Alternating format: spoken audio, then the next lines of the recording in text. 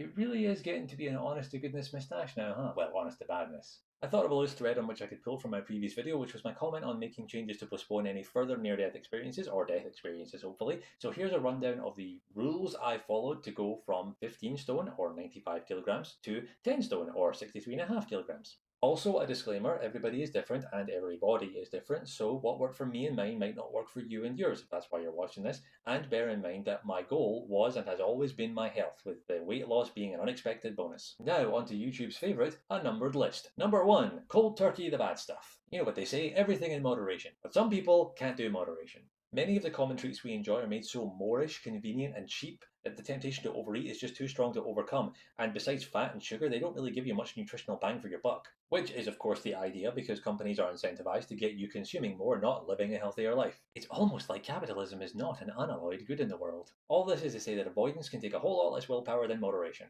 No biscuits, cakes, chocolate, donuts, pastries, crisps, ice cream. Basically, most of the things one would intuit as manufactured treats are off the table. One cookie leads to two, but zero cookies? That's just a hole to be filled by. Number 2, eat plenty of fruit. If I'm not going to be washing down whole packs of bourbons with Pepsi, I need to get my sugar from somewhere, so why not get it from a source that's going to give me fibre as well as other useful nutrients? I used to have Cocoa Pops and or Nesquik for breakfast, and while I enjoyed them, I never really looked forward to them. Unless the pops were nearly finished and I got that sweet cocoa dust in the bottom of the bag.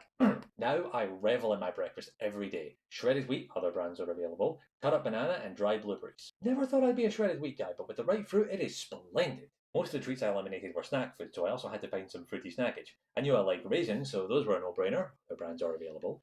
And I also started eating dates. These little guys are so good. They're just nature's toffees. This particular brand, though, I could take or leave. They're on the scale of dates, like they're still dates, but I don't rate them super high. Snacks like that are easy when I'm at home, but if I'm out and about, then I'll often take a little container of raisins and almonds because they're genuinely such an incredible combo. Or I'll grab something like a Naked Bar, which is literally just made of fruit and nuts. Again, other brands are available. So we've covered breakfast and snacks, but what about other meals? Well, number 3, minimize saturated fat. You always have to take nutritional science with a grain of salt, which maybe would or maybe wouldn't increase your blood pressure, because so many studies in the field are being funded by companies whose interests are being represented. Again, capitalism, not an unalloyed good. But there does seem to be a very strong consensus that high saturated fat intake leads to calcification of the arteries, which gradually reduces the passageway through which blood can flow. After more than a decade of eating the greasiest, fattiest foods I can find, my arteries are probably not in a good state. Now, you can't eliminate saturated fat. Fats are a vital nutrient, and anything that has fat is going to have saturated fat, but you can cut down on particularly potent sources. We're talking dairy, we're talking deep fried foods, we're talking red meat, as well as all of the sugary stuff from before. Reducing the demand for meat is also good from an environmental standpoint, because as long as it is profitable to do so, huge swaths of land and resources will be dedicated to livestock.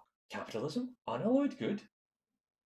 This is where Lindsay has been so vital for me. Having the skill and inclination to cook, or in my case, being able to rely on someone who does, is so helpful in being able to control what you eat. I haven't had a KFC, Burger King, Pizza Hut in years, and my blood pressure has thanked me for it. Speaking of cardiovascular health, number 4, exercise a bit. And I really do mean a bit. I jog on the spot for like 10 minutes at a time while watching YouTube, and that's all of the deliberate exercise I get most days. This guy's resting heart rate was somewhere in the high 80s.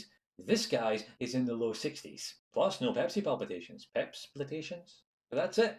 The main thing to remember with any dietary change is to make it sustainable, and I've always viewed these changes I made as lifestyle changes, not going on a diet. If you found this interesting or are just feeling generous, please consider donating to my Movember page at bit.ly/youandmo. There's less than a week left, and my woefully unappealing moustache would really appreciate any contributions toward combating men's health issues. Thanks, and see you next time for the end of this saga.